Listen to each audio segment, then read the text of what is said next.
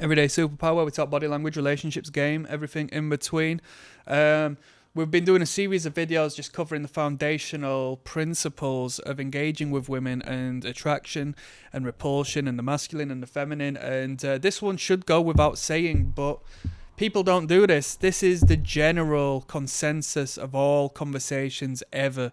Men do not do this, right? So the moment you put this into consideration and you start to apply this in your conversations, you will find that you put yourself in a category above and beyond most men on planet Earth.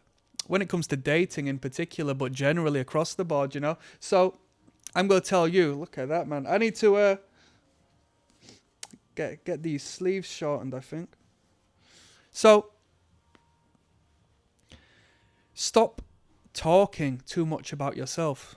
It's a sign of insecurity. It's a sign of overcompensation. It's a sign of egocentricity. It's a sign of self-indulgence. It's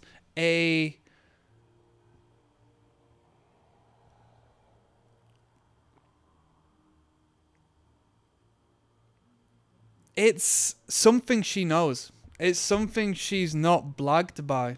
The amount of conversations I've been in where there's been a man who's just spoken too much and the woman has ended up saying, all right, yeah, back to you.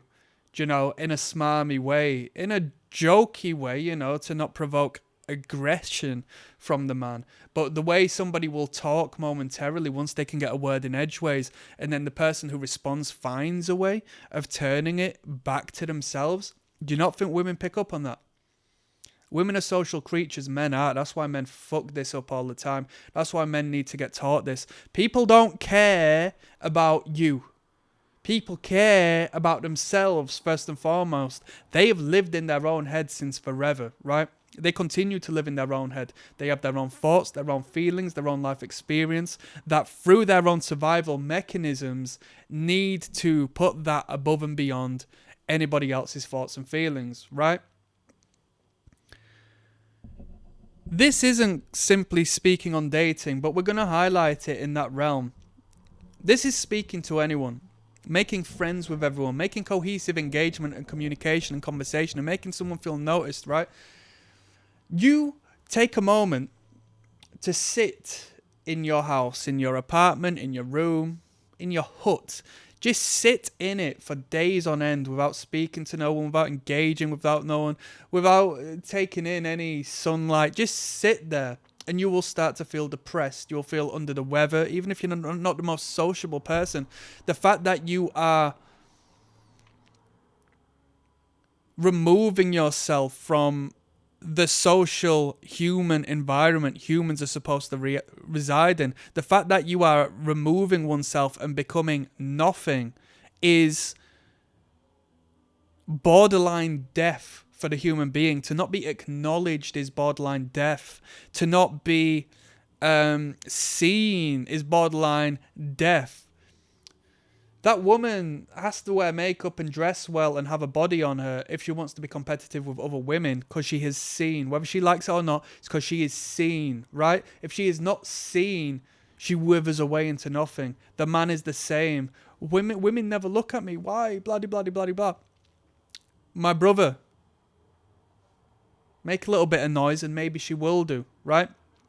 But this man is so desperate to be seen, he talks and he talks and he talks and he talks, and any excuse he has, he expresses himself and his life because he has this overinflated sense of self that serves as a defensive mechanism to overcompensate from the actual insecurity he's trying to hide. There is a little man inside him, a little boy inside him that he is trying to defend and look after and protect as his adult self by creating this defensive measure, this brick wall of word, this distraction and this delusional projection of how important he is. indirectly stating that by just talking about himself with no general interest of anyone else, right? If you approach it as a spectrum, narcissism being self-indulgent, complete self-absorption, and you leave that, depart that, show care for someone else, and you enter the empathetic realm, yeah? Which is what she wants. You meet her on her grounds there, right? My brother, go to a job interview and ask them about the job. Ask them about the work culture. Ask them about these things. And they're going to look at you gobsmacked, because you're going to be the only person who's gone in there who's actually, superficially at the least, should I say, superficially at least, given a shit about the actual work, as opposed to just going there and talking about themselves. They're going to have something to talk about that they want to talk about, i.e. their experience in the workplace. And then, have you seen how this shit shifts? They are now trying to qualify themselves to you, as opposed to the vice versa. Isn't that amazing? You've won the game. How incredible is this information? The fact that you say, how has your day been today? Why is that? Do you not think too much of him? I thought somebody like you would be a little more resolute and calm about these things, I must have got it wrong. Talk to them about them. They will feel seen. They will feel acknowledged. And you will flip the script, as opposed to you just trying to sell yourself. They are now speaking to you, indirectly trying to sell themselves to you. You can just sit there.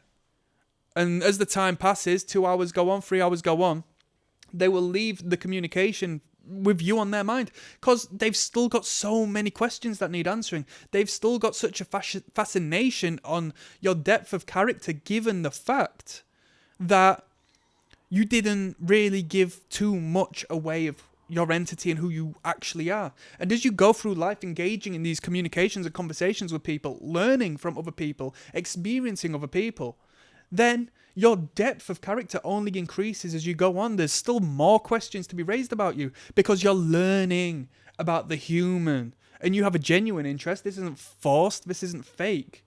This comes from a genuine interest. Are you going on a date with a woman because you want to sell yourself, because you're in love with yourself? Are you gay? No. You're on that date with a woman because you like the woman and you want to get in that woman's trousers. So why not show interest in the woman? It's backwards otherwise. It's backwards. It's backwards, and you can say, oh, you don't want to show too much interest in the woman, blah, blah, blah. There's levels to it, my man. There's levels and there's boundaries and there's stages to this. The fact that you're actually on a date with this woman makes complete sense why you'd want to find out more about her. If you are a grown man, you want to find out more about her because you want to acknowledge the fact, is she worthy of your time? So you need to inquire, right? And she needs to sell herself to you. And before you know it, you're in bed because she needs to use her punani, right? She needs to weaponize that shit to ensure she can keep a hold of you, a man of value, or at least give you something of value that she treasures. And blah, blah, blah, blah. That's a story for another time.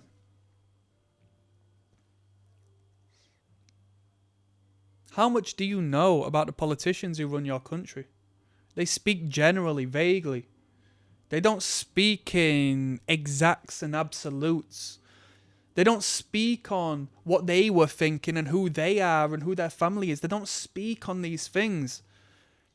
They speak on things that matter to you. They engage with you. If that politician comes through the street, he's not stopping off, shaking hands with people, talking about himself. No, what he's doing is he is putting a front on like he gives a fuck. And he is speaking to the people and saying, oh, how are you today? Oh, yeah, what is it you do? Blah, blah. And that person's going to go home thinking they've met Superman because that politician actually cares about us. He doesn't.